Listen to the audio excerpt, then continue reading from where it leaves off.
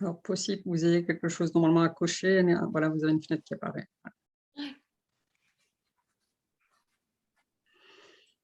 OK. Écoute Odile, je t'invite à lancer cette soirée webinaire et à présenter, puis après à laisser la parole à nos intervenantes. Merci Christelle. Donc, bonsoir à tous. Je suis Odile Mandagaran et je suis la présidente de l'association Phobie scolaire. Donc, quelques mots sur l'association rapidement. Donc, c'est une association qui a été créée en 2008, hein, une association de parents, une association qui travaille sur 5 axes majeurs. Le premier étant le support aux familles. Actuellement, nous suivons dans toute la France plus de 10 000 familles. Et pour cela, on se base sur un réseau de 55 correspondantes et correspondants régionaux. Le deuxième point est la sensibilisation, pour l'éducation nationale. Nous participons également à des recherches, à des travaux de recherche menés par des chercheurs, notamment de l'INSERM. Et nous sensibilisons également les instances politiques et nous sommes présents sur les réseaux sociaux et dans la presse. L'objectif, c'est vraiment de faire en sorte que la phobie scolaire ou les troubles anxieux scolaires, comme nous les appelons aussi fréquemment, soient vraiment reconnus, qu'il y ait une réelle prise en charge de ces familles et de ces enfants. Et voilà, donc notre association se bat pour cela. Donc ce soir, nous allons parler psychopédagogie positive avec Sylvie Scherling et Julie Mialon. Christelle, est-ce que tu veux rajouter quelque chose ? Peut-être voir c'est vrai que ce sujet voilà, nous est venu à l'esprit, Odile m'en a parlé, et je dis ah tiens écoute, j'ai quelqu'un dans ma boîte à outils qui pourrait répondre à cette demande, donc j'ai fait appel à Sylvie. Et puis je trouve ça toujours plus sympa d'avoir plusieurs intervenants, même pour aborder un même sujet, donc elle m'a recommandé Julie. Donc on est ravis de les accueillir ce soir, donc Sylvie Scherling et Julie Mialon.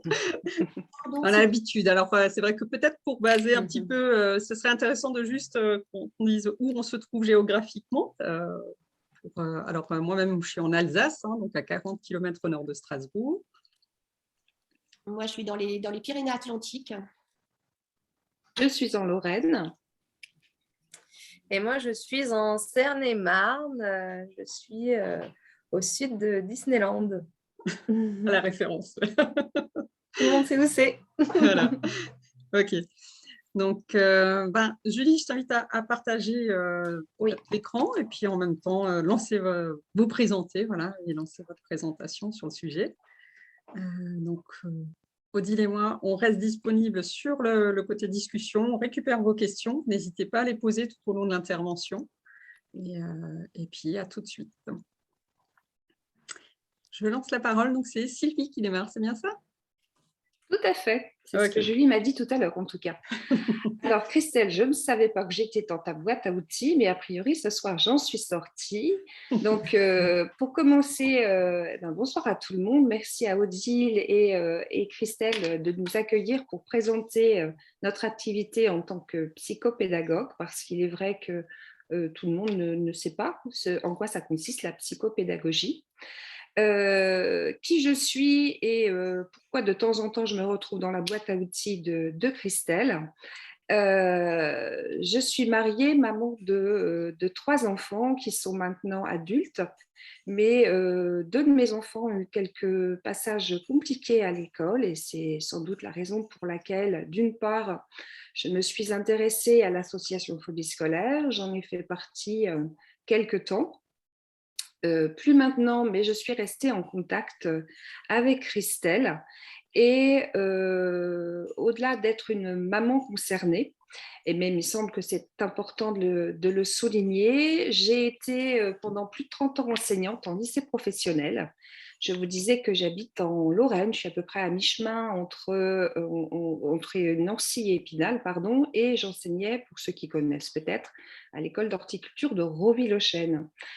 J'y ai enseigné notamment le français. J'ai accompagné des jeunes de la 4e au BTS.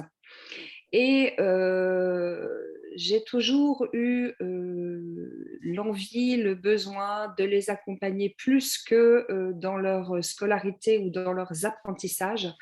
Et le fait est que j'avais besoin aussi de les accompagner quand je sentais qu'ils n'allaient pas forcément bien. Deux choses qui font qu'aujourd'hui je suis là. Il y a quelques années, pas tant finalement, ça date que de l'année dernière, je suis formée en psychopédagogie active parce qu'en tant qu'enseignante, j'avais effectivement de ne pas pouvoir aider comme je le souhaitais les enfants, les élèves que j'avais en classe.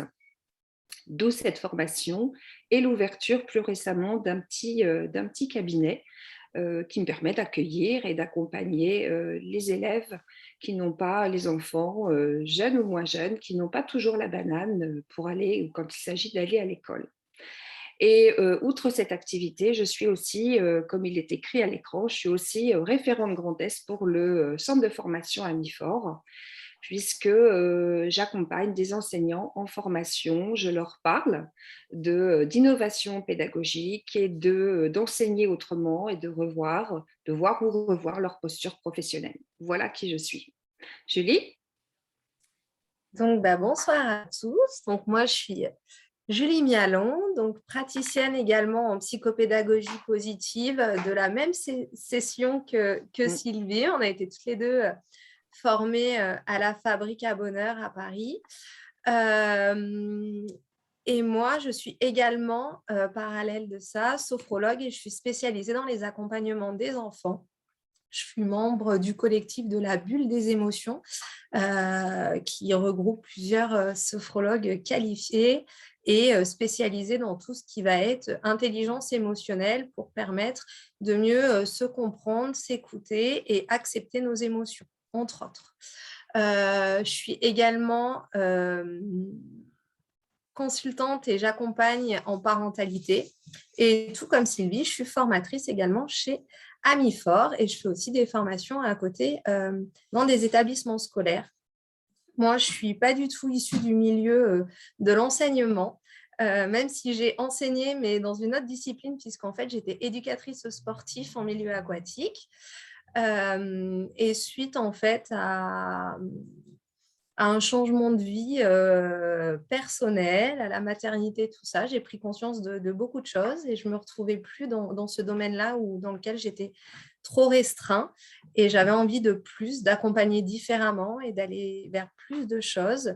Et moi-même, ayant dans mon parcours scolaire qui fut très chaotique, rempli de rebondissements, où j'ai eu beaucoup de mal à me connaître, à connaître mon fonctionnement, à trouver ma voie.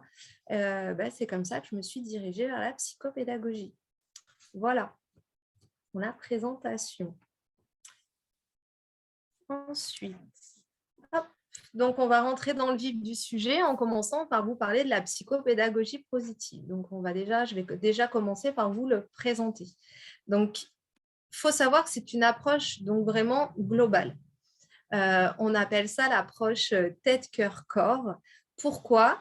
Parce qu'à travers l'approche tête, on va s'intéresser à tout ce qui va être cognitif, à notre manière de fonctionner.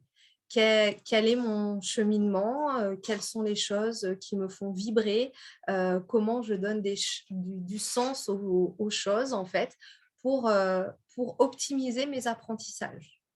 Car la psychopédagogie positive, nous sommes réellement dans les apprentissages et comment apprendre à apprendre. Ensuite, nous nous intéressons à tout ce qui est cœur, à l'émotionnel.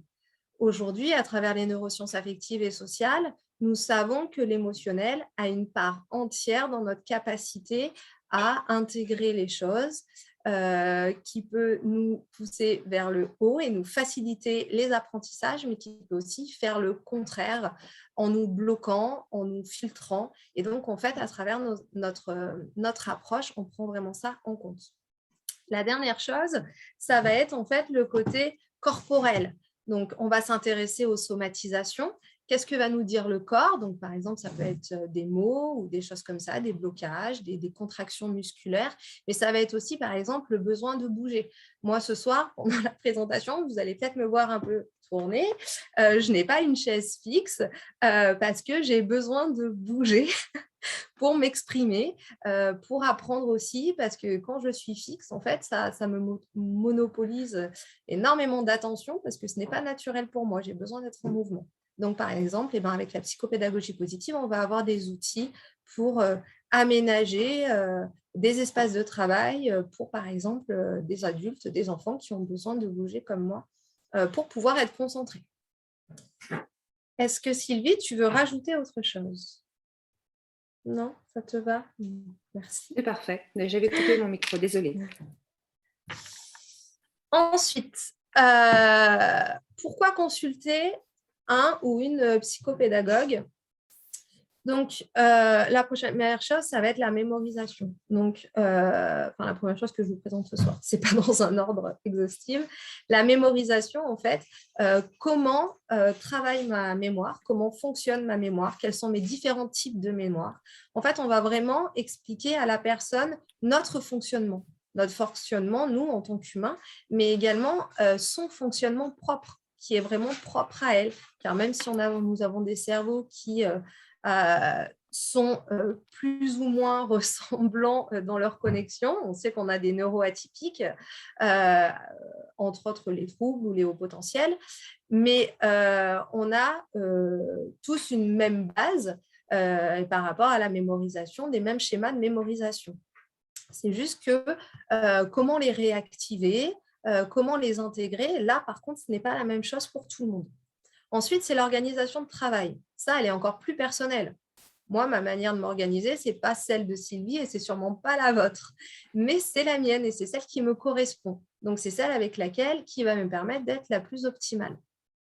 Ensuite, ça va être tout ce qui va être lié aux émotions, au stress.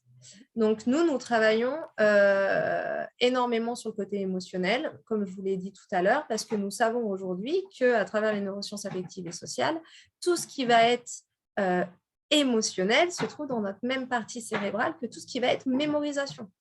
Donc, si je suis submergée par une émotion qui me traverse, je ne peux pas être disponible pour mes apprentissages. Ce n'est pas possible. Nous ne sommes pas multitâches. Contrairement à ce qu'on veut nous faire croire. Et les femmes comme les hommes. Ensuite, ça va être retrouver l'envie d'apprendre.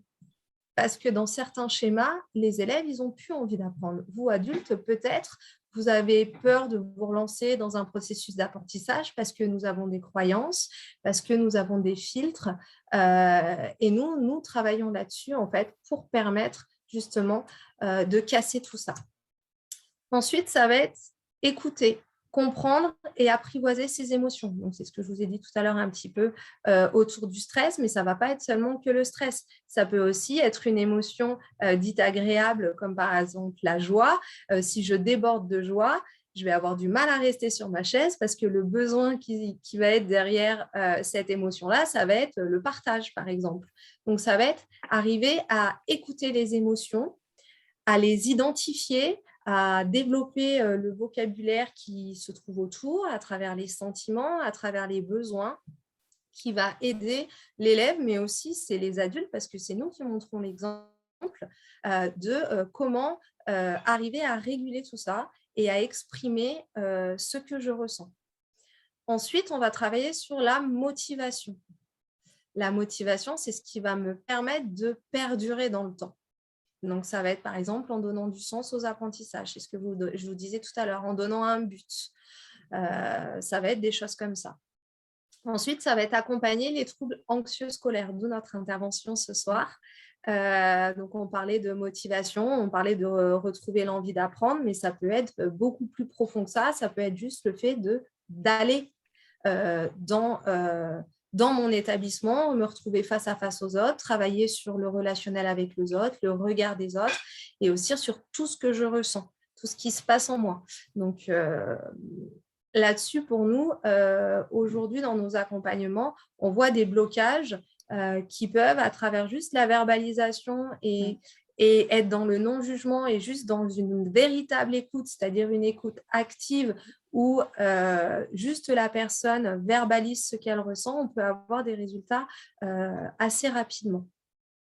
Ensuite, ça va être les troubles des apprentissages, donc tout ce qui va être 10. dysorthographie, dyscalculie, dyslexie, dyspraxie, voilà.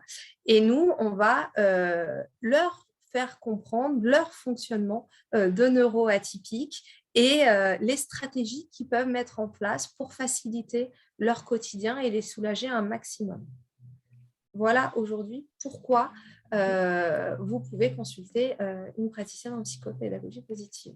Sylvie, tu voulais rajouter quelque chose? Non plus. Parfait. Voilà, dis donc.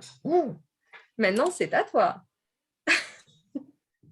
Alors, en fait, pour qui? À qui ça concerne le psychopédagogue? En fait, ça concerne tous les publics, j'allais dire, que ce soit de l'enfant en maternelle ou au primaire, que ce soit l'adolescent, que ce soit l'adulte.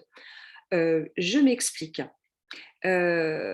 Récemment, je vais vous donner quelques petits exemples. Récemment, j'ai pu accompagner un enfant à la maternelle. Enfin, récemment, ça date un tout petit peu puisque c'était à la fin des vacances d'été, des grandes vacances.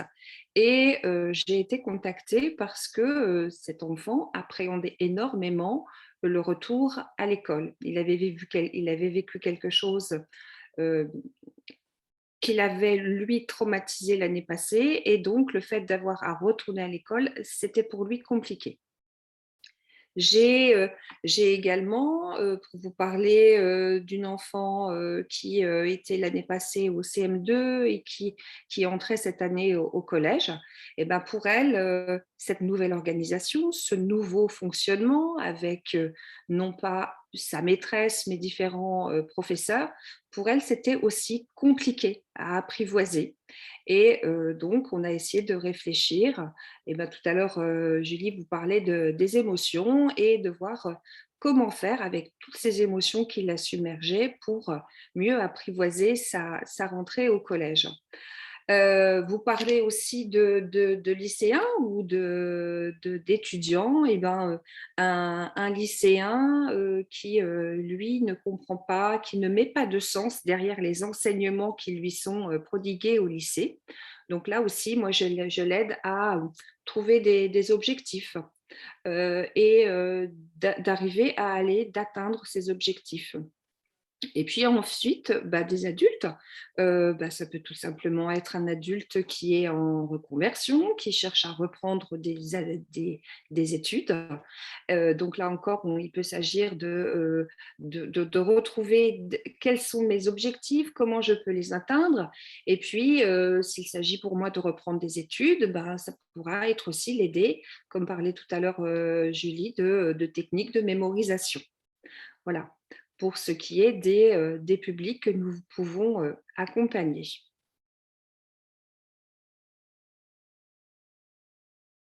Tu pensais ajouter quelque chose, Julie, par rapport au public? Je pense que voilà. Alors, à quoi ça sert, donc, cet accompagnement en psychopédagogie? Bon, là, je vais un petit peu redire ce dont parlait Julie, mais peut-être certainement en d'autres mots. On parle de plus en plus de apprendre à apprendre. Alors, c'est quoi apprendre à apprendre? Eh ben, c'est justement, on va expliquer à la personne que l'on accompagne, comment on apprend, quand on apprend, où on apprend. Tiens, je vous donne un exemple. Exemple vécu dans une salle de classe. Adrien, que j'avais en classe de 3e, et Adrien, dans la classe, il avait toujours plein de choses autour sur sa table. Il y en avait plein partout. C'est-à-dire, toute la place sur sa table était occupée par ses affaires, que ce soit les affaires qu'il utilisait avec moi en cours de français, ou enfin, il avait tout, quoi. Tout son cartable était sur sa table. Ce qui fait que, là, qu'est-ce que pense mon cerveau? Mon cerveau, il pense qu'il y a plein de choses à faire. Donc, ça pourrait être déjà d'expliquer à la personne que l'on accompagne que faire un petit peu de place sur sa table, sur son poste de travail, et de ne garder que sur sa table que ce qui va nous servir, ce dont on a besoin à l'instant T, ça peut être déjà une technique qui va nous aider à mieux apprendre. Alors, le retrouver le plaisir d'apprendre, alors ça j'y tiens particulièrement parce que j'en ai vu beaucoup. Je vous ai dit, hein, j'ai enseigné pendant plus de 30 ans et j'en ai vu beaucoup des élèves qui n'avaient pas envie d'être là, des élèves qui ne parlaient pas, des élèves qui n'avaient pas le sourire. Et, eh ben, j'avais et j'ai toujours cette envie. Pour moi, apprendre, découvrir des choses, pour moi, c'est génial, c'est super, c'est être curieux et de redonner le goût d'apprendre à ces jeunes ou à ces petits, c'est super important. Je vous donnerai là encore l'exemple. Alors, Julie, c'est aussi une élève que j'avais, une autre Julie, pas Julie Mialon, mais Julie que j'ai eue comme élève en troisième. Julie Mialon, elle n'a pas eu la grande joie de m'avoir comme professeure de français, tant pis pour elle. Mais donc une autre Julie. Et je me souviens quand elle est arrivée en début d'année, elle baissait toujours la tête, elle ne souriait jamais, elle ne disait jamais rien. Et au fur et à mesure, sans forcer, mais en la valorisant, en lui parlant, eh bien, en fin d'année, non seulement j'avais des sourires, mais en plus, elle me parlait et je suis toujours en contact aujourd'hui avec Julie. Voilà. Et c'est le plus que j'ai dans ma carte de visite de PP+, psychopédagogie positive, et ça j'y tiens énormément. Alors, le être optimisé, devenir autonome, par exemple, optimiser. On sait qu'il faut retenir une leçon, il faut mémoriser, mais je voudrais encore savoir mieux mémoriser, optimiser mes capacités de mémorisation. Devenir autonome, ben voilà, j'ai du mal après. Je viens de rentrer en sixième, j'ai du mal à m'organiser, à préparer mon cartable. Qu'est-ce que tu peux faire pour moi, Sylvie, en tant que psychopédagogue, pour m'aider à faire mon cartable? Ça peut être ça. Le relationnel avec les autres, alors ça pourrait tout et ça bien être, là on peut penser par exemple aux personnes qui sont porteurs d'une TSA et qui du fait de leur handicap, hein, d'un trouble autistique et du fait de leur handicap ont du mal à se socialiser, mais sans parler de handicap, ça peut tout simplement être la personne qui, dans son fonctionnement habituel, a besoin d'être de temps en temps en retrait dans sa bulle et que l'on va accompagner et que l'on va aider parce qu'il lui est demandé, par exemple, à l'école, puisque là, on parle aussi hein, de troubles anxieux scolaires, donc je reste dans cette thématique de l'école. À l'école, on va lui demander de travailler en groupe, de présenter des exposés, de parler devant ses camarades. Donc, on va l'aider à travailler sur son relationnel avec les autres. Améliorer la confiance en soi. Combien j'en ai rencontré des élèves qui n'ont plus confiance parce que on leur a souvent dit que ils sont nuls parce qu'ils ne feront jamais rien de bien de leur vie. Et ça, déjà, le mot nul, je ne l'accepte pas. Et ça, les élèves le savaient. Hein. Et c'est ça aussi notre travail, leur redonner confiance, leur dire que de toute façon, on est tous différents, on est tous intelligents, mais de manière différente. Voilà. Se comprendre pour apprendre. Alors, tout à l'heure, c'est ce qu'elle vous disait, Julie.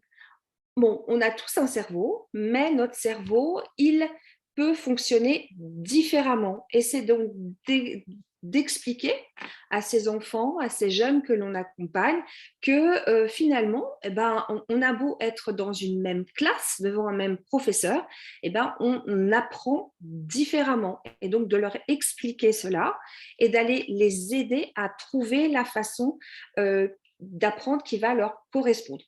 Voilà. Mieux vivre ses émotions. Je vous parlais tout à l'heure de cette jeune collégienne qui avait des soucis à appréhender sa rentrée au collège. C'est parfois un surplus, un trop plein d'émotions quand on a un professeur qui vous dit quelque chose et on ne comprend pas du tout pourquoi il nous a dit ça, et du coup soit on se rentre dans sa coquille et on n'entend plus du tout ce qu'il en est et on n'est plus du tout dans nos apprentissages, ou on se met à pleurer, ou on se bloque tout le reste de l'année, voilà ce que ça peut être. Et puis enfin, donc définir les objectifs et les atteindre. Bah, c'est ça peut-être, c'est bon ok, alors je suis en terminale, je dois passer le bac, je ne sais pas du tout à quoi ça va me servir, je suis paumée là, je suis paumée. Alors Sylvie, qu'est-ce que tu peux faire là toi pour m'aider? Julie, qu'est-ce que tu pourrais faire? Et bien justement, on va peut-être essayer de les aider, ces jeunes, qu'ils soient en terminale ou pas, qui ne savent pas pourquoi ils sont là, qui ne savent pas pourquoi il faut aller à l'école, et ben de retrouver, de se donner des objectifs et d'arriver à les atteindre. Voilà. Julie, j'ai oublié quelque chose? Non, c'est parfait. Merci Julie. Mais je t'en prie. Donc, pour ce faire, tout ça, nous avons des outils. Donc, comme je vous l'ai expliqué tout à l'heure, donc à travers notre approche tête, cœur, corps, on a des outils cognitifs, à travers des outils dits visuels, comme par exemple la carte mentale ou le sketchnoting, mais aussi des moyens de comprendre mon fonctionnement, par exemple à travers la gestion mentale. Comment est-ce que je fonctionne? Est-ce que je suis plutôt quelqu'un qui a besoin de voyager, de rêver? Est-ce que je suis quelqu'un qui est plutôt organisé? Est-ce que je suis quelqu'un qui va faire les choses au dernier moment? Voilà, en fait, on va aider la personne à se poser des questions sur elle-même et l'accompagner en fait pour toujours optimiser et comprendre son fonctionnement. Ensuite, à travers l'émotionnel, donc on a des outils. Donc moi, je vous ai mis la sophrologie puisque moi, je suis sophrologue. Mais il y a aussi des outils de respiration, de l'hypnose symbolique ou de la relaxation à travers des visualisations, des choses comme ça. C'est des choses que nous travaillons comme outils dans notre pratique au quotidien. Et ensuite, le corporel, ça va être, donc on revient sur les visualisations, c'est la même chose parce qu'on va faire des scans corporels ou des choses comme ça. On utilise aussi le brain gym, qui est la gym du cerveau. Donc, comment préparer mon cerveau à apprendre parce qu'il a 2 hémisphères et qui ont une petite passerelle entre eux. Et comment, en fait, optimiser ce fonctionnement-là en activant mon côté gauche, mon côté droit pour justement que le lien se fasse plus rapidement et de manière efficace entre eux. Et il va y avoir, à travers le corporel, toute l'hygiène de vie. Parce que apprendre, ce n'est pas que mémoriser, intégrer et restituer. C'est aussi avoir une bonne alimentation pour que mon cerveau, mon corps soit disponible pour les apprentissages. C'est par exemple aussi se coucher, dormir, avoir un rythme de sommeil qui est indispensable. C'est un besoin physiologique, le sommeil. Donc, est-ce que tout ça est mis en place? Ça va être les écrans, par exemple, aussi. Est-ce que l'utilisation des écrans dans la famille, à quel moment on sait aussi que ça ne favorise pas certaines choses? Ça va être tout ça, en fait. On est un peu comme des enquêteurs. On va venir chercher à travers la vie de la personne qu'on accompagne comment elle se comporte pour l'aider à optimiser son quotidien pour lui permettre d'atteindre l'objectif qui se sera fixé dans notre accompagnement. Sylvie, est-ce que tu voulais rajouter autre chose? Non. Hop, le sketchnoting.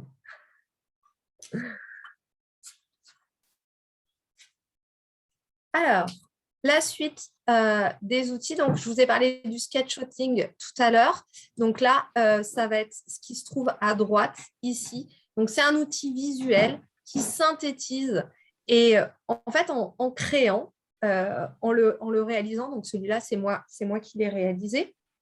Donc, je n'ai pas de grand talent de dessinatrice. On est bien d'accord là-dessus. Mais en tout cas, c'est juste en créant, en regroupant, en mettant des couleurs, en faisant que ce que je suis en train de créer, ça me plaît. Donc là, on est aussi dans l'émotionnel. Mais aussi, moi, je suis quelqu'un qui mémorise énormément à travers mon sens qui est le visuel. C'est un sens qui fonctionne, qui est très efficient chez moi.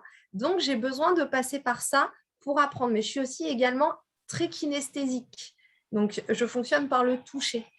Donc, du coup, aussi le fait de passer par le crayon et d'écrire, moi, c'est ce qui va être le plus efficient pour moi. Mais ça ne veut pas dire que ça va être le plus efficient pour vous. Ça ne va pas dire que ça va forcément fonctionner pour vous. Mais en tout cas, on a plusieurs outils comme ça qui peuvent justement aller vers l'orientation de la personne. Tout à l'heure, je vous parlais de l'écoute active. L'écoute active, c'est la base de toute relation d'aide. ça va être vraiment être là pour la personne, l'écouter, l'aider à aller chercher les solutions à l'intérieur d'elle en reformulant ce qu'elle nous dit et pour justement lui permettre de faire des prises de conscience par elle-même et comprendre que la solution, la confiance en soi, la solution, elle est à l'intérieur d'elle. La solution, elle ne viendra pas de l'extérieur. C'est nous qui avons les commandes de notre vie et pas les personnes qui sont autour de nous. Donc ça, c'est très important à comprendre. Donc, il y a un véritable engagement de la personne qui vient aussi dans nos suivis. Si par exemple, j'ai 2 en maths, mais que je veux avoir 2 en maths, parce que, par exemple, il y a une croyance dans ma famille, on est tous nuls en maths. Donc, de toute façon, je pourrais avoir que 2 en maths. Et si on n'arrive pas à casser ça, on n'arrivera pas à aller vers quelque chose de plus positif. Donc, nous, c'est aussi notre travail à travers cet outil-là, l'écoute active, d'aller casser ça. La communication bienveillante. Tout à l'heure, Alexandra, il me semble que c'est Alexandra dans la présentation qui parlait de communication non violente. Donc, nous, on n'a pas fait tout le cursus de communication non violente. Mais par contre, on utilise la communication bienveillante, donc qui se repose sur la CNV. Verbaliser le jeu, être dans ses ressentis, observer les choses, verbaliser des besoins qui sont nos propres besoins et verbaliser une demande sans attendre un changement de comportement ou sans attendre quelque chose de la personne qui est en face de nous. Et ça, c'est très important en fait. On n'a pas le pouvoir de changer quelqu'un, c'est ce que je vous disais tout à l'heure, ça lui appartient. Je vous ai parlé un petit peu tout à l'heure d'hypnose symbolique. Donc, ça va être à travers des visualisations, en fait, amener la personne à vivre, par exemple, ça peut être la détente. Je vais l'emmener dans un endroit où elle se sent particulièrement détendue. Voilà, ça va être des choses comme ça. La cohérence cardiaque, bon, là, c'est basé sur la respiration. On revient au corps. Et ça nous permet justement d'arriver à réguler tout cet émotionnel. Ça nous permet aussi de captiver l'attention, de se recentrer sur nous pour nous permettre de nous reconcentrer et d'être devenu de nouveau attentif à ce qu'on est en train de nous dire ou à ce qu'on est en train d'apprendre, à ce qu'on est en train de faire. Et c'est aussi un moyen de se mettre en pause. Je vous ai parlé des sens tout à l'heure avec le visuel, le kinesthésique. Et à travers nos 5 sens, en fait, on peut saturer. Et donc, le fait de revenir au corps, de revenir à la respiration, ça nous permet de revenir à l'essentiel. Et l'essentiel, c'est nous. Et de justement redescendre en pression. Et puis, le dernier outil, et pas des moindres, c'est la pensée positive. Donc ça, je ne vais pas développer parce qu'on vous en parle juste après. Je voulais juste ajouter par rapport à ce que vient de dire Julie, c'est vrai que tout comme Christelle, nous aussi, on a une boîte à outils. On ne sort pas tous les outils à chaque fois. Il se trouve que lorsqu'on accompagne un enfant, un jeune, un adulte, quand on le reçoit pour la première fois, justement, on va l'écouter. Et là, on retrouve l'écoute active, on va écouter pourquoi il est là aujourd'hui, qu'est-ce qui fait qu'il est là aujourd'hui. Et en fonction de ça, on va choisir l'outil qui pourra faire qu'il va aller mieux, qu'il va aller bien. Donc, par exemple, Julie citait le sketchnoting un petit peu avant la carte mentale. C'est un outil qu'on utilisera, qu'on va proposer à l'enfant qui, comme Julie, est plutôt visuel. Et puis peut-être, il se trouve que c'est un enfant porteur d'un trouble 10. Et cet élève-là qui a des difficultés à l'écrit, à écrire beaucoup, on va lui proposer par d'autres outils de mémoriser en écrivant moins. Alors, je reviens à ma slide sur la pensée positive. Donc, le le petit texte qui est écrit et qui vous parlera souvent, qui repose sur le fait qu'il faut penser positivement pour avoir des succès. Je reviens à mon exemple tout à l'heure.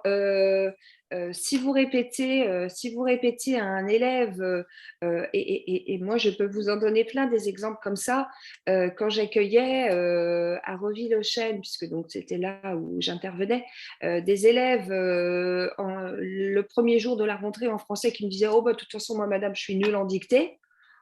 Parce qu'ils s'étaient entendus dire les années précédentes que de toute façon, ils étaient nuls en orthographe. Forcément, au bout d'un moment, le nul en reste ancré et Julie et moi, notre accompagnement va faire qu'on va essayer de désancrer parce que nous, on a ce plus. On est en psychopédagogie positive et on va commencer par être bienveillant envers nous-mêmes, bienveillant envers les autres. Et ça veut dire quoi être bienveillant envers nous-mêmes? Ça veut dire que on va commencer par se dire que on peut pas être parfait tout le temps, on peut pas être gentil tout le temps, on peut pas être tout le temps disponible pour les autres. Donc c'est déjà ça, être bienveillant. Et puis ensuite, on va essayer de s'écouter un petit peu, écouter nos besoins. Ok, je suis fatiguée, je vais me reposer un petit peu et puis ça ira mieux un petit peu après. Par exemple, je vous disais que je donnais des formations à des profs. Il se trouve que demain, je vais accompagner un groupe d'enseignants à Metz. Et ils m'ont demandé de leur parler de classe flexible. Je ne sais pas si vous avez entendu parler d'aménagement flexible à l'école. Et c'est de se dire aussi que finalement, ça peut être compliqué pour des enfants de rester assis devant une table toute la journée et que de temps en temps, on peut peut-être leur proposer un petit coin pour repos dans la classe pour calmer le jeu un petit peu et puis pour mieux repartir après. Et puis, on parlait aussi tout à l'heure, Julie parlait du corps aussi, c'est prendre soin de soi, faire attention à son hygiène de vie. C'est, oui, je sais que si je bois trop de boissons sucrées, je vais être hyper excitée. Et si je suis hyper excitée, je ne vais pas être forcément très disponible pour mes apprentissages. Des routines bien-être.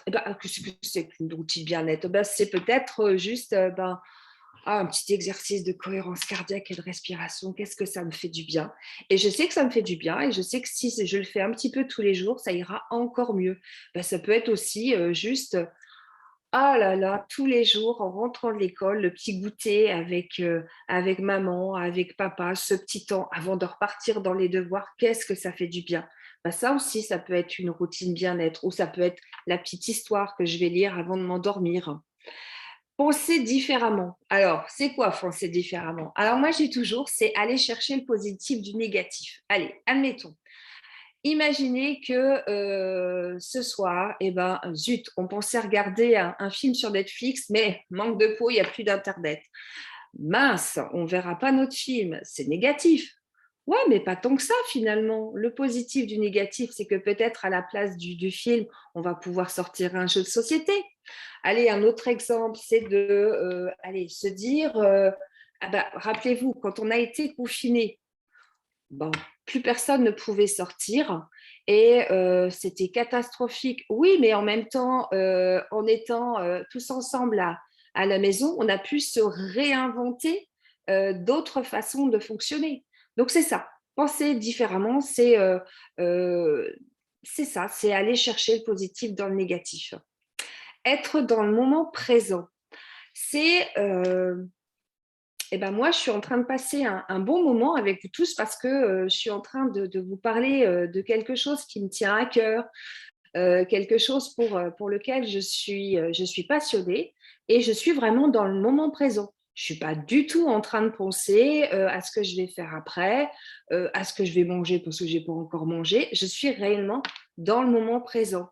Et tout à l'heure, justement, Julie, elle vous parlait d'outils. Moi, je pourrais rajouter un outil, c'est la méthode Vitose. C'est par exemple, allez, imaginez tous là que vous avez dans votre main un objet que vous affectionnez. Vous fermez les yeux et vous touchez. Alors moi, je vais vous dire, ce serait un coquillage. Moi, j'adore le bord de mer. Et pour quelqu'un qui habite en Lorraine, je ne suis pas très gâtée. Et rien que de penser que j'ai ce coquillage dans la main, je le visualise, je suis en train de le toucher, je suis dans le moment présent. Et ça me fait énormément de bien. Et puis enfin, l'effet Pygmalion. Bah, si je dis à quelqu'un, si je le valorise, je lui dis que waouh, c'est super ce que tu as fait, disons, c'est largement mieux que la dernière fois et je suis sûre que tu peux encore mieux faire. Je suis dans cet effet Pygmalion, je suis en train d'aller chercher des forces et pas des faiblesses et forcément, on va aider cet enfant, ce jeune qu'on accompagne. Voilà, Julie, pour la pensée positive. Merci beaucoup.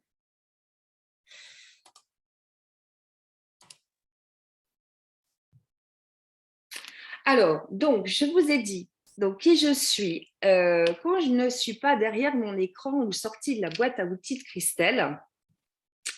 Donc, je vous ai parlé que j'avais un petit cabinet donc à Manières. Manières, c'est un petit village qui est pas loin de Lunéville, pas loin de Rambervillers et j'interviens aussi dans les établissements scolaires, hein, je vous l'ai dit. Je parle de pédagogie innovante et c'est vrai que quand j'accompagne un enfant, un jeune, je vais essayer aussi de regarder comment il fonctionne et je vais parler aussi beaucoup des préférences cognitives. On sait tous aujourd'hui que, bah, en tout cas, moi, c'est ce que j'essaie de leur prouver à ces enfants que j'accompagne, c'est qu'on est tous intelligents, mais de manière différente. Peut-être que certains ont plus développé une intelligence musicale. Et qu'est-ce qui nous empêcherait d'apprendre et de mémoriser notre leçon de maths en, en mettant du rythme? La fraction, c'est ceci, la division, c'est cela. Pour certains, ça marche.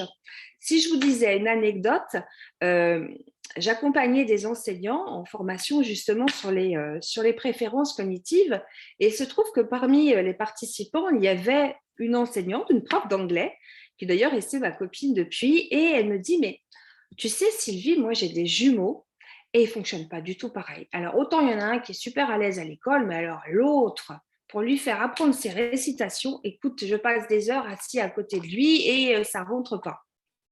Alors bon, on réfléchit un petit peu. Et depuis, Marius, qu'est-ce qu'il fait quand il apprend ses récitations ou ses poèmes ou ses leçons?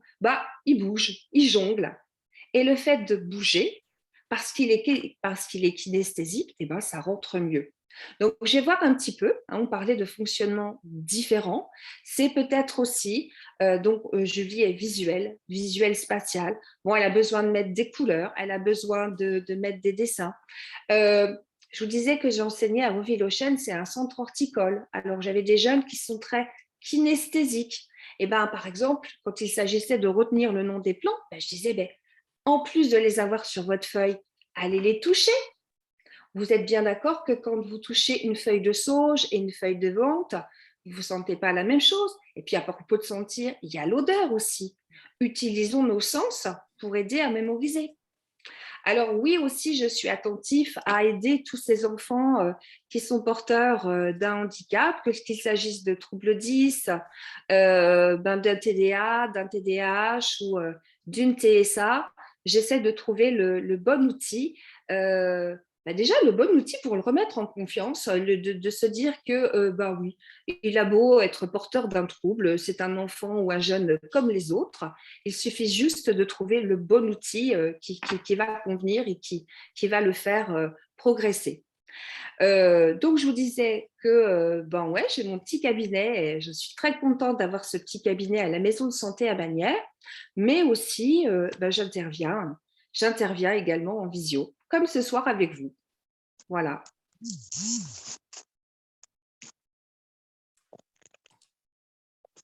Hop. Et donc, du coup, moi, mes accompagnements, donc j'ai mon cabinet qui ouvre là en janvier, donc je suis dans le 77 à Coulommiers. Actuellement, soit je me déplace à domicile ou je fais beaucoup de choses en visio. Tout dépend de l'âge, hein, mais avec les adolescents, par exemple, ça fonctionne très bien. En plus, le confinement là-dessus, ils ont eu l'habitude de se servir de ces outils. Je fais des accompagnements individuels, mais aussi je fais des ateliers ou des suivis en groupe et je fais des accompagnements familiaux. Donc, aujourd'hui aussi, on accompagne, enfin, j'accompagne, je dis on parce que je sais que Sylvie le fait aussi, mais les enseignants. Tout à l'heure, on a échangé avec une AESH, des professionnels, moi à travers mon étiquette d'éducatrice sportive, tout ce qui touche au milieu en fait autour de l'enfant, que ce soit familial, scolaire, périscolaire, les assistantes maternelles, toutes les personnes en fait qui aujourd'hui veulent transmettre en conscience, parce qu'en fait c'est uniquement ça aussi, hein. Notre métier c'est de mettre en conscience notre fonctionnement et faire comprendre à la personne comment elle fonctionne.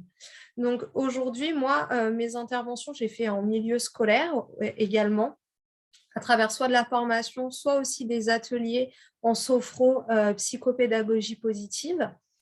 Et ce qui vient le plus à moi dans mes accompagnements, ça va être tout ce qui va être lié à l'émotionnel, et particulièrement aux hautement sensibles ou au potentiel. On est capable de tout accompagner parce qu'on a tous la même formation de base et je pense que ça, il est important de le préciser, mais on a tous des choses, en fait, des vibrations qui sortent de nous, des choses qu'on ne maîtrise pas. Et comme disait Sylvie, on est des passionnés. On est des passionnés. Et donc, en fait, je pense que ce qui nous passionne le plus aussi, c'est ce qu'on dégage et c'est ce qui fait aussi que ces accompagnements-là viennent le plus vers nous. Donc voilà. Et pour terminer, on voulait terminer là-dessus. Oui. Alors, on voulait vraiment insister sur le fait que de venir consulter un psychopédagogue, ce n'est pas de prendre une heure de soutien scolaire, ce n'est pas de l'aide aux devoirs. En tout cas, ce n'est pas que de l'aide aux devoirs. Ce que je veux dire par là, c'est que l'aide aux devoirs en ayant c'est ce que venait de répéter Julie, c'est comprendre comment je fonctionne pour trouver le bon outil pour m'aider dans mes devoirs. Voilà, c'est ça. On n'est pas non plus psychologue, hein. On est psychopédagogue, mais on n'est pas psychologue, même si on va travailler sur les émotions et en cela, c'est vrai qu'on se rapproche un petit peu, on est vraiment dans l'écoute active et dans l'accompagnement, donc dans l'aide. Et on voulait souligner aussi qu'on ne travaille pas tout seul. On travaille en équipe. Alors l'équipe, c'est qui l'équipe d'un enfant, d'un jeune. Dans son équipe, il y a ses parents. Ça peut être les parents, ça peut être la famille d'accueil, mais ça peut être aussi l'école, hein. Ça veut dire que nous, on est tout à fait en mesure de contacter les acteurs de l'école, que ce soit les enseignants, que ce soit le CPE, l'infirmière scolaire. C'est tout à fait quelque chose qu'on est en mesure de faire. Faire le lien, ça c'est important. Qu'est-ce qui fait que ça se passe comme ça dans la classe avec tel enseignant, ou que justement, malheureusement, ça ne peut plus se passer et que l'enfant n'arrive plus à remettre les pieds dans cette classe-là. Nous, on va aller peut-être expliquer. On a reçu, je vais prendre un exemple au hasard, on a reçu Mathilde en accompagnement et on voulait vous tenir au courant. On peut faire ce lien avec l'école. Mais on fait aussi équipe avec d'autres professionnels que bien souvent vous consultez également, des orthophonistes, des ergothérapeutes, des psychomotriciens.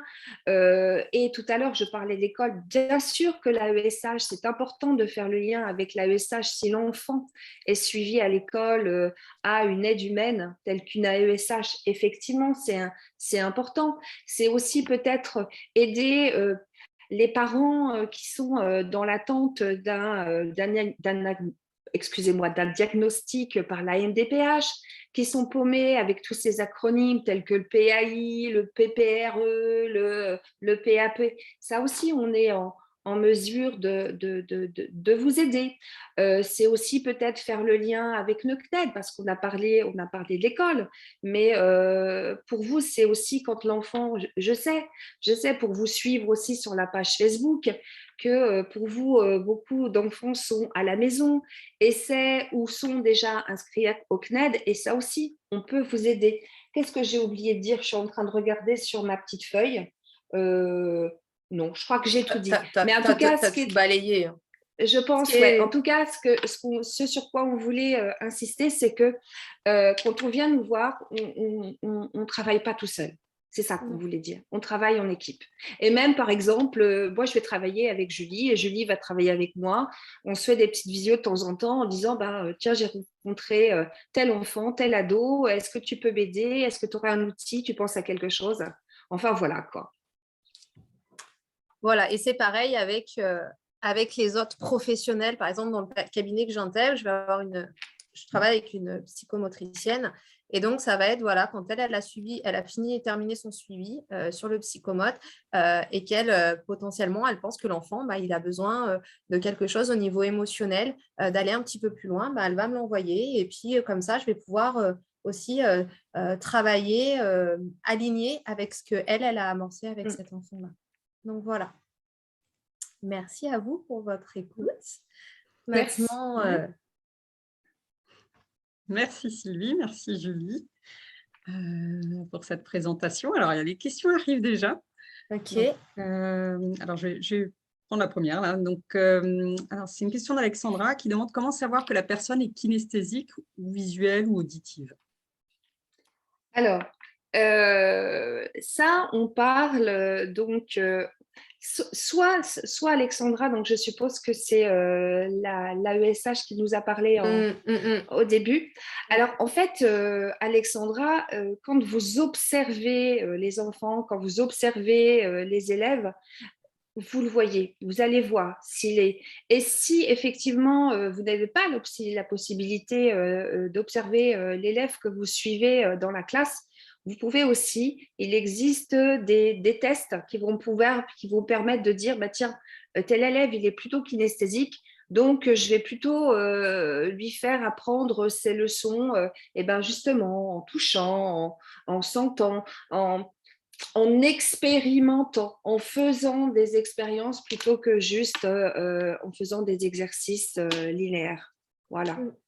Moi, je rebondirais peut-être sur cette réponse que tu donnes à cette question. C'est Est-ce que vous utilisez des outils en particulier ou est-ce que vous avez peut-être des liens aussi à recommander pour arriver un petit peu à aider à comprendre qui est plutôt quoi ou des trucs et astuces à utiliser? Alors là, moi, ce que j'utilise, que ce soit, et ce dont je parle beaucoup en formation enseignant également, c'est une théorie, c'est la théorie des intelligences multiples d'Howard Gardner, qui est un petit peu décriée, un petit peu malmenée ces derniers temps, c'est vrai.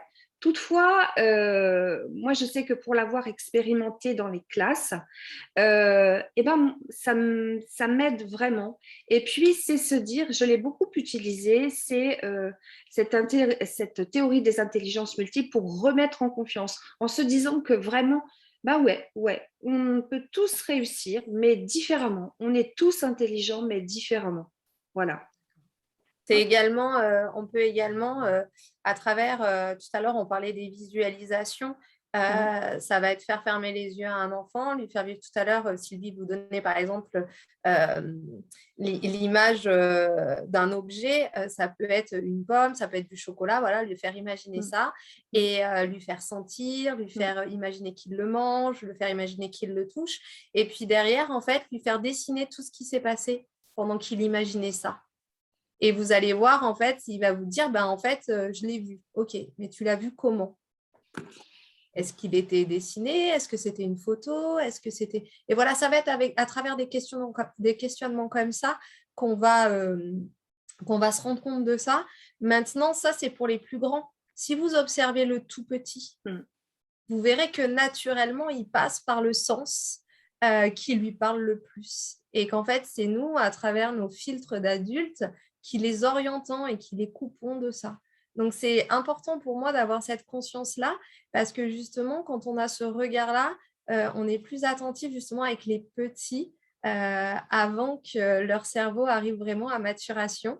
Et on leur permet d'avoir cette conscience-là pour toujours, en fait, et de ne pas casser ça. Voilà. Ok. Alors, j'ai Odile. Alors, je vais prendre la question d'Alexandra juste après. On va juste prendre celle qui est encore notée. Ok, donc une question d'Anne Ségolène. En général, combien de séances sont nécessaires pour l'accompagnement d'un enfant dans le cadre de la psychopédagogie positive? C'est très aléatoire. C'est vraiment difficile de répondre à cette question-là. Déjà, tout va dépendre de l'objectif que se fixe l'enfant. Si on est vraiment sur une marge, on dirait c'est entre 5 et 8 séances, mais ça peut très bien monter jusqu'à 12, ça peut très bien monter jusqu'à beaucoup plus, ou ça peut être moins. Il y a des choses qui peuvent se régler en une, voire 2 séances. Et ça, en fait, ça ne nous appartient pas, et ça appartient pas à la méthode non plus. On est vraiment dans l'accompagnement et tout va dépendre de ce qu'on va avoir à travailler avec l'enfant ou avec l'adulte. Et voilà, je ne sais pas si lui, Eh ben, toutefois, oui, juste pour compléter, donc comme je le disais tout à l'heure, il y a toujours cette première séance qu'on va appeler anamnèse. Et donc, lors de cette séance, sont présents un parent, les parents, et là, on pose les choses. On prend vraiment le temps, on donne la parole à l'enfant, on donne la parole aux parents, et donc on essaie de savoir vraiment qu'est-ce qui a été fait jusqu'à aujourd'hui, où vous en êtes, qu'est-ce que vous aimeriez. Et ce n'est qu'à partir de cette fin d'anamnèse, comme on appelle ça, qu'on va pouvoir nous commencer à réfléchir de qu'est-ce qu'on va pouvoir proposer. Voilà. Et tout va dépendre de la manière dont l'accompagné va réagir. Voilà. J'invite Alexandra qui a levé la main, si elle a une question à poser. Oui, du coup, je voulais rebondir par rapport à ce que vous disiez, à la réponse qui avait été donnée.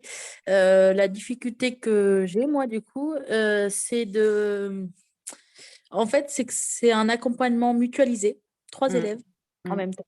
C'est très, très compliqué. On a très peu de temps. L'observation, effectivement, je la fais parce que je suis en classe avec eux, donc forcément, elle est faite.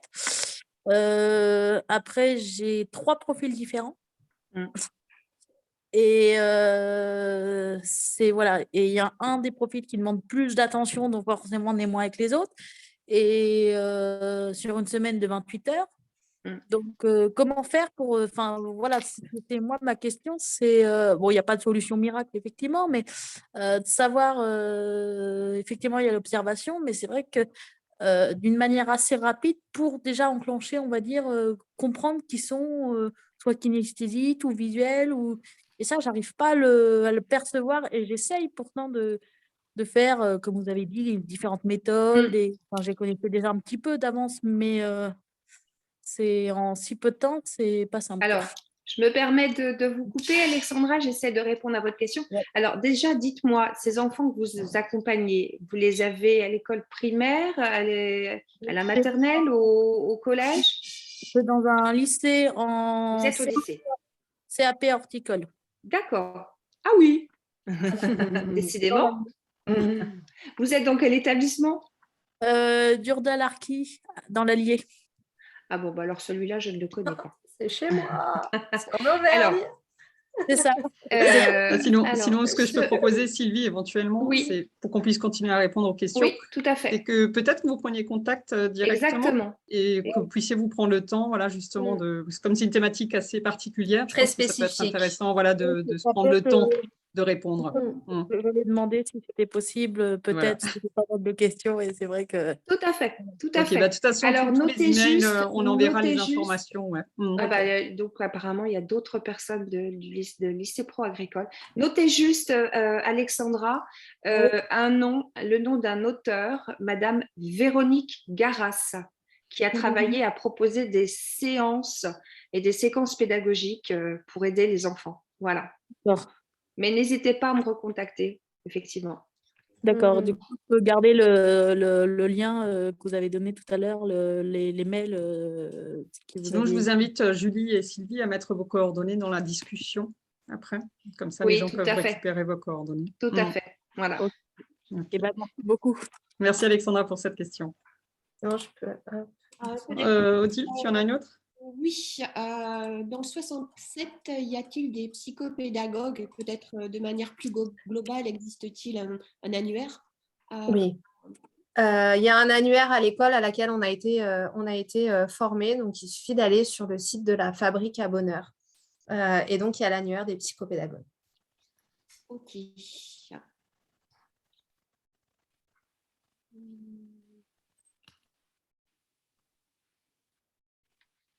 Alors, pendant que Christelle est en j'aimerais train savoir si vous avez de... prévu de partager cette présentation, c'est très intéressant. Alors, oui, alors il y aura un replay sur la chaîne YouTube, donc, que vous pourrez revisionner par après.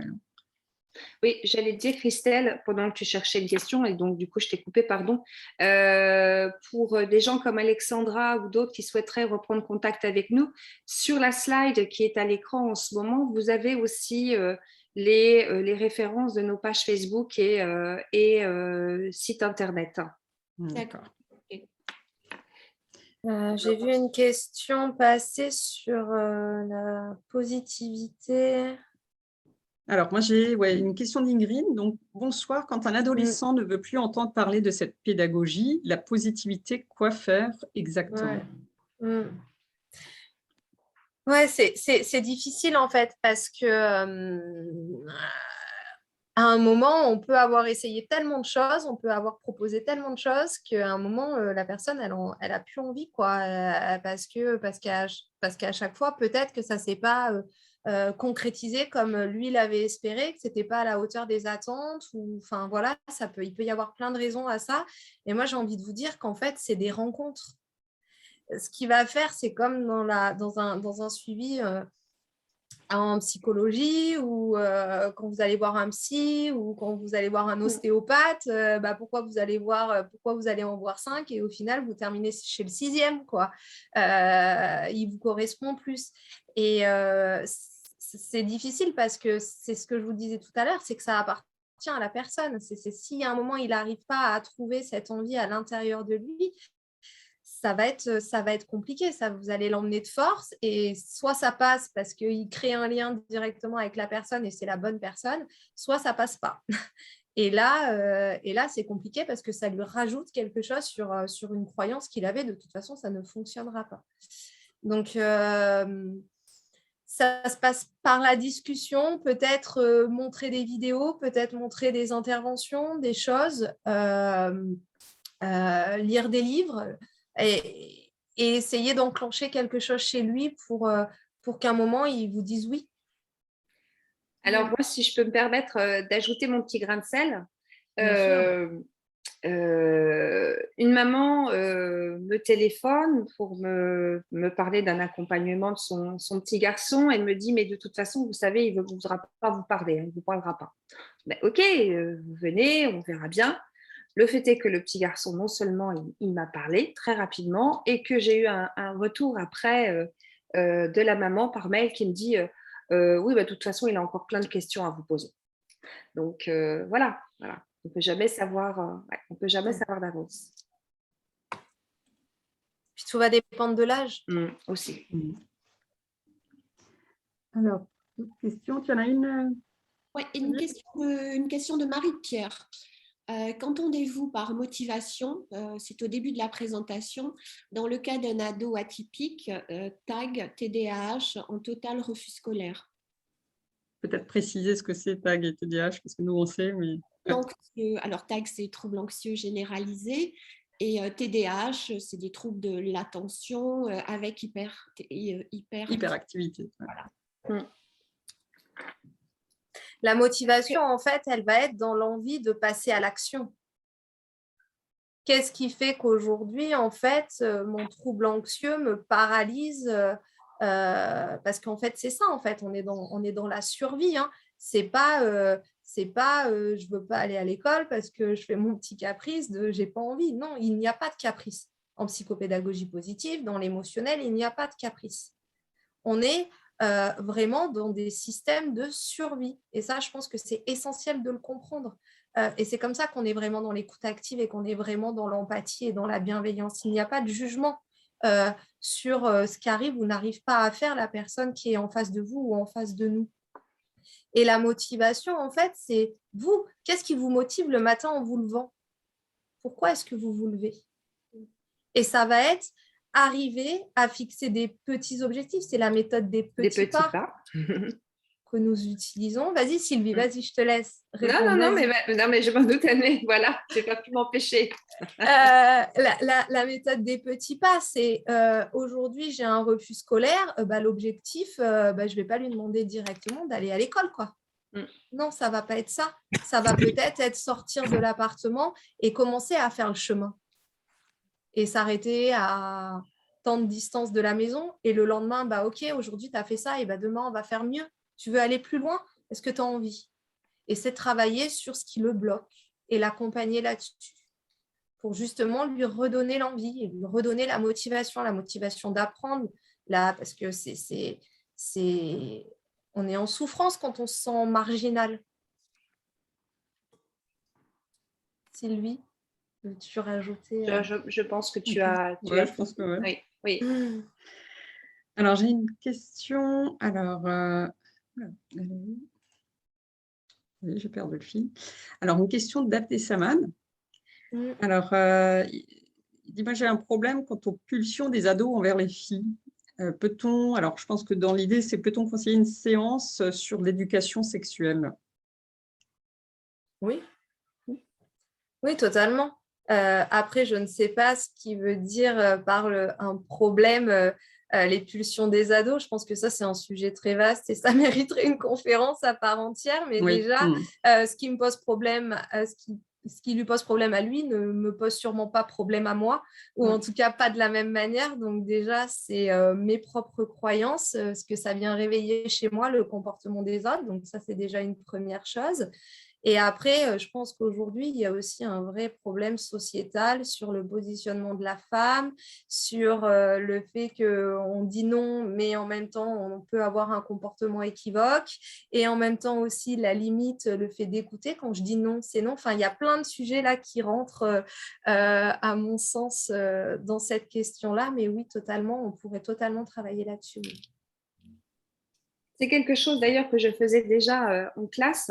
Parfois, j'accompagnais les classes de 4e ou 3e dans ce qu'on appelait la semaine santé. Et c'est vrai que ça faisait partie des sujets qu'on abordait avec ces jeunes pour qui la sexualité, ça commence à titiller un petit peu. Et oui, on en parlait ouvertement avec ou sans intervenants extérieurs. Alors, soit au travers de vidéos ou de discussions ouvertes, et on en revient encore à l'écoute active et à écouter l'autre et à ne pas le juger. Voilà, ça. Une question de Rabia. Pourriez-vous me donner une idée sur le rôle du sophrologue? Ça, c'est pour toi, Julie, alors. Le sophrologue, en fait, il est sur l'approche psychocorporelle, donc qui se complète, qui vient très bien s'emboîter avec la psychopédagogie positive. Et le sophrologue, en fait, il est vraiment, lui, sur un travail. On utilise plusieurs méthodes à travers la respiration, des respirations contrôlées. On est aussi sur des visualisations. Et donc, nos séances, elles sont divisées comme ça. Elles sont... je ne vais pas faire tout l'historique d'une présentation complète de la sophrologie, mais en tout cas, on est sur des exercices soit en mouvement, soit des exercices statiques. Et on est vraiment beaucoup sur la respiration, sur le contrôle, le relâchement, sur les prises de conscience, sur l'écoute de notre corps. Et contrairement à la psychopédagogie positive, nos protocoles sont mesurés dans le temps. Et donc, moi, j'emboîte vraiment, vraiment les deux dans mes accompagnements. Voilà. Ok. Alors, j'ai une question de Peggy. Alors, bonsoir. Comment abordez-vous l'ennui à l'école d'un enfant HP qui se sent décalé par rapport aux apprentissages et par rapport à ses camarades de classe, et qui passe son temps à s'hyper adapter. Ok.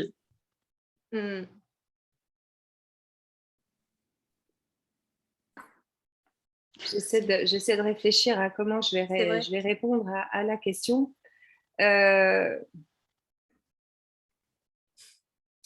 C'est effectivement les questions de l'ennui. Alors, encore une fois, c'est de bien écouter. C'est de bien écouter. Est-ce que cet ennui, c'est dans tous les cours? Qu'est-ce qui fait que ça l'ennuie? Et puis peut-être aussi d'aller chercher ce que je vous disais tout à l'heure, là, le positif du négatif. Alors, c'est d'aller chercher le positif du négatif, c'est d'aller se donner des objectifs. Alors, je m'ennuie, mais qu'est-ce qui pourrait faire que tu t'ennuies? Mais encore une fois, c'est ce que disait Julie tout à l'heure, c'est compliqué de répondre à la question. Là, par exemple, un jeune que j'accompagne, donc lui aussi, il s'ennuie au lycée, il est porteur d'une TSA, il est HP, et je suis en train de travailler avec lui sur, effectivement, ok, tu t'ennuies, mais comment on pourrait faire pour que tu t'ennuies moins, et est-ce qu'il n'y a pas quelque chose, est-ce qu'il n'y a pas une méthode de travail qui ferait que finalement tu atteignes tes objectifs, à savoir réussir et finalement mieux appréhender ton bac français. Ouais, c'est compliqué de répondre à cette question, parce que pour moi, il n'y a pas une réponse toute faite, quoi. Non, il n'y a pas de réponse. réponse. C'est important, il y a le contexte, Oui, l'environnement, il y a Je pense déjà que ce qui est très important, en fait, c'est cette hyper-adaptation, c'est qu'ils comprennent pourquoi ils doivent la faire. Et c'est comprendre son fonctionnement, en fait. Je disais tout à l'heure, c'est difficile d'être marginal, c'est difficile aussi de ne pas faire partie de la norme. Et quand je parle de norme, je parle de majorité. D'accord? Et c'est comprendre, en fait, que mon fonctionnement, il est différent. Ok, mon fonctionnement, il est différent. Il n'est pas meilleur et il n'est pas moins bien. Il est différent. Aujourd'hui, peut-être cognitivement, dans la classe, je m'ennuie parce que ça ne me stimule pas assez. Ok. Comment est-ce que moi, je peux me stimuler? Est-ce que j'ai besoin de développer, par exemple, ma compétence sociale? Est-ce que socialement, j'ai les mêmes codes que les autres? Est-ce que c'est facile pour moi d'aller vers l'autre? Est-ce que c'est facile pour moi d'écouter l'autre? Et dans ce cas-là, on peut mettre en place des stratégies avec l'enseignant pour justement le stimuler dans des domaines où il est moins à l'aise. Est-ce que c'est moteur, par exemple? Voilà, et ça va être trouver des choses, en fait, pour arriver à le stimuler, et surtout ce qui est souvent important dans ces schémas-là, c'est que l'enfant verbalise et qu'il parle de ce qu'il ressent et qu'il parle exactement de ce qui se passe à l'intérieur de lui, qu'il parle de ses émotions. Et ça va le permettre, en fait, justement, de descendre son réservoir émotionnel et de descendre, en fait, cette hyper-adaptation. Parce que finalement, on s'adapte tous au système. On s'adapte tous à notre niveau. C'est juste qu'en fait… On n'a juste pas le même curseur, en quelque sorte. Exactement. L'hyper, moi, ce que j'aime pas avec ce mot de hyper, c'est qu'on est trop… Oui. Non, on est hautement. Je suis juste au-dessus. Je ressens juste au-dessus. Je suis juste, voilà, émotionnellement, cognitivement. C'est juste ça, en fait. C'est juste un curseur. Et c'est par rapport à mon curseur, comment je fais pour le redescendre. De toute façon, il va remonter. Mais voilà. Alors, on va prendre une dernière question. J'en ai une de Marie-Pierre. Avez-vous déjà accompagné des enfants ados souffrant du trouble du mutisme sélectif? Justement, c'est une de nos correspondantes qui accompagne une maman concernée par la phobie scolaire et qui peine à trouver des solutions. Est-ce que c'est quelque chose que vous avez déjà rencontré? Alors déjà, est-ce que vous pouvez m'expliquer ce que vous entendez par mutisme sélectif? Ça veut dire que c'est un enfant qui ne parle pas en fonction de… Alors, tout dépend de l'environnement. C'est-à-dire qu'elle va décider… Alors, c'est très particulier, en fin de compte. Ça peut arriver, par exemple, à l'école. Ça va être un enfant qui ne va pas sortir un seul mot de sa bouche. Uniquement être dans un silence complet. Va rentrer, par exemple, avec son parent. Et là, par contre, aucun problème d'élocution, voilà, parle beaucoup et autres. Par contre, même dans le côté familial, il peut arriver qu'avec certaines personnes de la famille, l'enfant non plus ne communique pas. Donc, c'est ce qui est appelé justement le mutisme sélectif. D'accord. Alors, moi, je connais parfaitement ce problème-là, puisque ma fille a 3 ans et demi et je suis confrontée quotidiennement à ça avec elle. Je vais vous donner l'exemple concret de cette semaine. Je l'emmène à l'école à 8h30 lundi. Elle est plutôt fatiguée, elle est plutôt malade depuis 10 jours, mais assez en forme pour aller à l'école. À 9h, j'ai 5 appels de la maîtresse, 2 messages sur mes 2 téléphones me disant « Votre fille, elle ne va pas bien du tout, elle est prostrée, elle parle pas à ses camarades, elle parle pas… » Voilà. Première situation, elle est en petite section. Depuis la rentrée, la maîtresse n'avait jamais été confrontée à ça avec elle. Je récupère ma fille, donc elle me dit elle a de la fièvre, je récupère ma fille. Bon, moi je ne trouve pas spécialement qu'elle ait de la fièvre, mais bon, je me dis je vais prendre la température à la maison, pas de fièvre, et je lui demande, je lui dis je suis venue te chercher à l'école, est-ce que tu sais pourquoi la maîtresse m'a appelée? Elle m'a dit oui, je ne voulais pas parler. Pourquoi tu ne voulais pas parler? Parce que moi je voulais ma tétine et je voulais mon doudou. Donc là on parle d'une enfant de 3 ans, on est bien d'accord, hein, mais c'est quelque chose pour elle qui est extrêmement important. Ok. Et pourquoi tu n'as pas parlé? Parce que je sais qu'à l'école, on ne me le donnera pas. Et donc, en fait, depuis qu'elle est petite, je n'avais pas trop ce problème-là en nourrice parce que la nourrice comprenait son fonctionnement et c'était beaucoup plus en petit comité. Et donc, en fait, elle savait comment aller vers elle pour lui parler et pour détourner ça et la renvoyer vers quelque chose de positif, en fait, qui la sortait de ce qu'elle s'est créé dans sa tête. Parce qu'en fait, c'est ça. Il bloque sur quelque chose qui les paralyse. Alors, moi, si je peux reprendre l'exemple que je donnais tout à l'heure, je ne sais pas si vous vous souvenez, je vous parlais de l'autre Julie. L'autre Julie qui avait toujours la tête baissée en cours, qui ne parlait pas, qui ne souriait pas. Alors, c'est vrai que c'est souvent cet exemple de Julie qui me revient en tête, mais il y en a d'autres. Ce sont des enfants, des jeunes que je ne vais pas forcer. Alors là, on va reparler de la méthode des petits pas.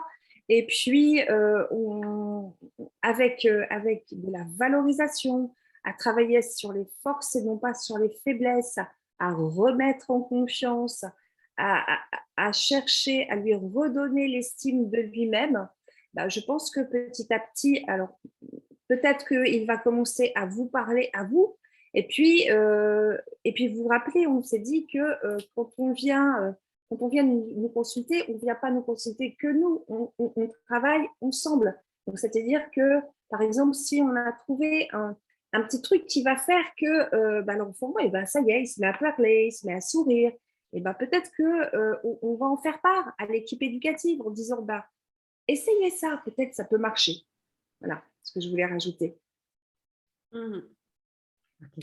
Alors, je suis en train de mettre des liens. Alors, il y a une association qui existe, qui est dédiée au mutisme sélectif, donc qui est Ouvrir la voie. Donc, je vous ai mis dans la discussion, qui est très intéressant et qui a même un protocole de prise en charge. Alors, on a quelques questions. Est-ce que oui, je pense qu'on a 2-3 questions encore. On peut les aborder. Oui, et justement pour répondre à certaines questions, j'ai aussi mis en fin de compte, là le prochain lien, c'est pour tous les parents qui sont concernés par la phobie, par un enfant en phobie scolaire.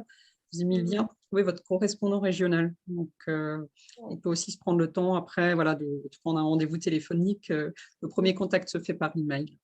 Je pense qu'il est très, très important, s'il y a quelque chose, je pense, à soulever dans ces fonctionnements-là, c'est de revenir à la personne et vraiment à ce qu'elle ressent, en fait. Avant de chercher la solution par l'extérieur, c'est revenir à l'intérieur, en fait, comprendre pourquoi elle fait ça. Odile, tu avais relevé une question? Une question de Martin. Notre fils est Asperger avec un trouble anxieux sévère. Depuis février 2021, nous n'arrivons plus à ramener notre enfant à l'école. Quoi faire? Je vais répondre un petit peu la même chose que juste avant. Alors, effectivement, je vous ai dit que j'accompagnais en ce moment un jeune porteur d'une TSA. J'avais dans mes classes on avait, on avait des élèves autistes et j'ai envie de vous dire, pour moi, cet élève-là, dans ma classe, c'était un élève comme les autres. C'est-à-dire que j'avais cette écoute particulière envers cet élève, de la même manière que j'avais une écoute particulière pour mes autres élèves. Et alors, d'où certainement cette frustration de ne pas pouvoir aider tous les élèves comme je le souhaitais. Mais oui, je me répète, c'est les écouter et à travers l'écoute, trouver ce qui va faire que je vais réussir. Alors, si mon objectif, c'est effectivement de retourner à l'école, c'est alors, comment on pourrait faire que. Mais je sais que une fois, une toute petite anecdote, je ne sais pas pourquoi je pense à ça, peut-être pour vous dire un petit peu qui je suis ou qui j'étais dans mes classes.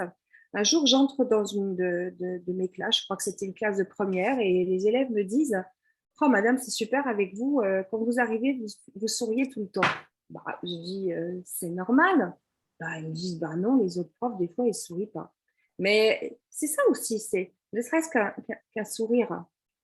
Un sourire, c'est positif et je suis là pour toi et je suis là pour t'aider et on va chercher des solutions ensemble et ouais, je suis là pour t'accompagner. Voilà. Ok, merci Sylvie. Alors, je vois encore d'autres questions arriver. Alors, je vois beaucoup de thèmes aussi sur l'autisme. Alors, c'est un sujet qu'on se prendra le temps d'aborder aussi. On est en train de réfléchir sur quelle thématique aussi via un webinaire. Mais après, voilà, si vous avez des questions spécifiques, effectivement, les coordonnées de Sylvie et Julie, je vous les ai mises. Et de toute façon, tous ceux qui se sont inscrits au webinaire, je vous enverrai encore les infos par email. Odile, je propose qu'on clôture. Oui, il y a encore beaucoup de questions. Oui. Ouais, j'en vois une là sur le trouble anxieux de la séparation. Là, alors oui, et ça va encore être un gros thème. Donc, voilà, ce que je vais faire, c'est, moi, je vais vous mettre en fin de compte l'email dans la discussion. Vous pouvez m'envoyer vos questions et comme ça, voilà, je peux les transmettre. Oui. Voilà, pour qu'on puisse y répondre. Alors moi, j'ai une question, Christelle, une question technique. Quand on va avoir le replay, est-ce qu'on va avoir accès à toute la conversation ou pas? Non, pas avec, parce que du coup, malheureusement, je n'ai pas pu dire au revoir. J'ai vu qu'il y avait des gens qui étaient déjà partis. Je vais arrêter l'enregistrement. Enfin, voilà, on va plutôt clôturer. Comme ça, je vais arrêter l'enregistrement et on pourra encore discuter par après de tout ça. Donc, déjà, moi, je pense que je vous remercie de votre intervention qui a été très intéressante. Parce que c'est vrai qu'on entend souvent parler de la psychopédagogie positive. Il y a beaucoup de mélange, c'est vrai qu'avec tout ce qui circule sur les réseaux, et je trouve que vous avez bien éclairci le sujet, ça permet de bien voir, en fin de compte, comment l'aborder. Et d'après les retours que j'ai pu lire des participants, ils vous remercient beaucoup aussi pour cette intervention. Et puis, après, pour tout ce qui est information, n'hésitez pas, envoyez-nous un email, on est là pour répondre. C'est vrai que c'est toujours trop court, ce genre d'intervention, mais voilà. Si ce que j'ai à rajouter, c'est que pour l'association, si vous êtes un parent concerné, alors contactez-nous via notre site. Vous avez tous les emails de tous les correspondants régionaux. Et puis, on est là pour guider les parents, les accompagner. On a des groupes prévus pour les parents. Vraiment, je vous invite à nous rejoindre. Si je peux faire, moi, un dernier témoignage, puisque d'ailleurs, c'est ce que Christelle disait aussi quand je faisais partie de l'association et qu'on se présentait au groupe. Je vous disais que j'avais 2 de mes enfants qui avaient eu des passages compliqués à l'école. Et Clotilde, aujourd'hui, elle est enseignante, elle est prof de musique, elle a eu son CAPES, elle passe son agrégation. Elle habite avec son chéri et elle va beaucoup mieux. Et puis Adrien, qui a eu les passages au lycée qui étaient très compliqués, et puis aujourd'hui, il a sa licence professionnelle. Voilà. Donc, gardez confiance. Dites-vous aussi que nos enfants, ça c'est quelque chose que j'ai mis un petit peu de temps aussi à comprendre. Là, ils sont pas disponibles pour l'école, mais on leur laisse un petit peu de temps, et c'est pas parce qu'on va leur laisser un petit peu de temps que forcément ils vont rater leur vie, quoi. Laissons-les un petit peu. Et ils ont besoin peut-être de se poser un petit peu, et puis la preuve en est, je vais donner l'exemple de mes enfants. Voilà. Mais sachez que s'il y a beaucoup de gens de l'association que je lis souvent, et je réponds pas toujours, mais je lis souvent, et je vois ce que vous vivez. C'est quelque chose que j'ai vécu aussi un petit peu, mais vous allez vous en sortir. Vos enfants vont s'en sortir. J'en suis persuadée. Merci Sylvie. Ok. Odile? Merci à toutes les deux pour ces éléments précieux, vraiment. Un enfant sur 4 aujourd'hui souffre de troubles anxieux scolaires pendant sa scolarité. C'est énorme. Donc, ce sont des enfants, comme vous l'avez dit, qui veulent aller à l'école, mais qui ne peuvent pas. Et dans votre boîte à outils, j'ai noté quelques éléments que l'on retrouve souvent. Des mots qui résonnent très fort, comme retrouver l'envie d'apprendre, améliorer la confiance en soi. La solution est un nœud. Ça, j'ai beaucoup aimé également, et ce sont des choses très importantes à dire aux parents. L'écoute active et la bienveillance. Et ce que nous pensons au plus profond de nous, c'est que vraiment, il suffit d'un peu de bienveillance, d'écoute et de confiance en soi, en fait, pour reprendre le chemin de l'école, et petit pas après petit pas. Du temps. Et de l'empathie, quoi. Se connecter à l'autre de cœur à cœur. Laisser les préjugés, laisser les avis des autres qui font toujours mieux, et se connecter au cœur, de cœur à cœur, et d'être juste là pour la personne qu'on a en face de nous, parce que souvent c'est nos enfants, et c'est ce qu'on a de plus précieux au monde. Oui. Et puis, je crois qu'on va terminer peut-être sur ces paroles, parce que voilà, ça va bien clôturer le webinaire. Ça, oui. Dire qu'on aime ce qu'on fait toutes les deux, et on a plein d'autres collègues, et quand on aime ce qu'on fait, on essaie de le faire au mieux. Voilà. Ok, merci beaucoup pour votre intervention. Merci à vous. Merci à vous tous. Et merci à tous les participants. Bonne soirée. Bonne soirée. Bonne soirée, au revoir.